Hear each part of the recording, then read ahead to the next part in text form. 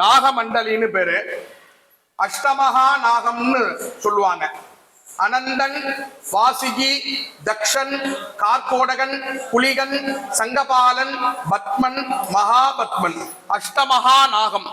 சித்தர்கள் இந்த ஸ்தலத்துல இந்த ராகு கேது தோஷ நிவர்த்தி, சாப பாப பிரதிபந்த நிவர்த்திக்காக எந்திர ஸ்தாபனம் இந்த இடத்துலதான் பண்ணிருக்காங்க. எந்திர ஸ்தாபனம் பண்ணி அது மேல நாகர் கட்டு போட்டிருக்காங்க. அந்த சக்தி, அந்த தோஷத்தெல்லாம் நிவர்த்தி பண்ணதுக்கு உண்டான அந்த சக்தி இந்த இடத்துலதான், அந்த கேலக்சி பவர்னு சொல்லுவோமோன்னு அந்த சக்தி இந்த இடத்துலதான் இருக்கு. இதுக்குள்ள அந்த எந்திரம் இருக்கு. அந்த எந்திரத்தை வச்சு மேல நாகமண்டலி அந்த கட்டு போட்டிருக்காங்க.